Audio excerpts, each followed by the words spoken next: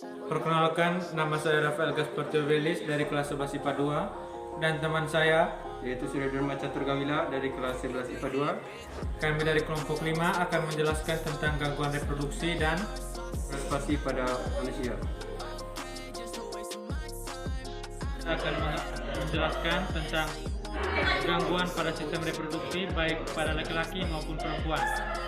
Pada pria bisa mengalami gangguan reproduksi karena sistem reproduksinya mengalami gangguan hormonal. Penyakit-penyakit sistemik yang mengganggu kesehatan sistem reproduksi seperti diabetes, tiroid, dan darah tinggi. Cara mengetahui gangguan sperma pada pria: pertama, pemeriksaan oleh mikroskop di bawah tenaga ahli. Dihitung jumlah sperma minimal 25 juta per cc. Yang kedua, harus memiliki perenang yang sehat, minimal 32% bentuk sperma dari kepala sampai ekor utuh. Pemeriksaan DNA pada sperma yang kelihatan sehat dan normal, tapi biasanya sering terjadi pada pria yang merokok. Kelainan sperma yang menyebabkan sperma tidak keluar adalah azoosperma, yaitu tidak ditemukan sperma pada cairan ejakulasi pria. Biasanya terjadi karena gangguan pada testis atau gangguan saat mau dikeluarkan.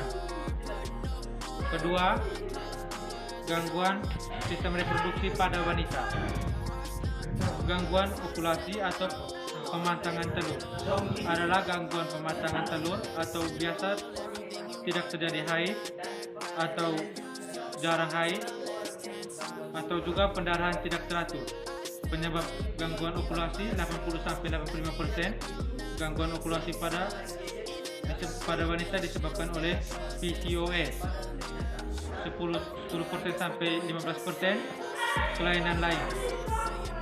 Pada kasus ini harus dilakukan pemeriksaan agar wanita bisa menghasilkan sel telur. 2. Gangguan sumbatan telur sering terjadi karena infeksi bakteri Chlamydia yang menyebabkan peradangan pada saluran telur. Nomor 2, pada saraf yang terkait pada sistem organ reproduksi pada wanita dan pria.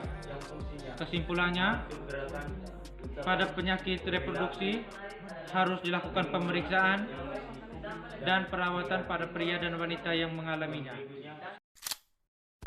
Sekarang saya akan menjelaskan tentang penyakit reproduksi. Penyakit ini biasanya terjadi karena gangguan pada sistem saraf, khususnya pada bagian wajah, dan membuat wajah menjadi asimetris. Penyebab dari penyakit ini yaitu karena infeksi herpes dan juga karena terlalu lama berada di cuaca yang sangat dingin dan berangin. Biasanya virus yang menginfeksi biasanya tidak ditandai dengan rasa sakit dan tidak disadari oleh penderitanya. Salah satu gangguan yang paling sering yaitu tidak bisa bergeraknya otot bagian wajah dan tidak dapat menutup kelopak mata dengan baik. Penyakit ini bisa dicegah dengan tidak berada di wilayah yang berisiko yang tinggi dan bisa dicegah dengan menggunakan terapi dan obat-obatan.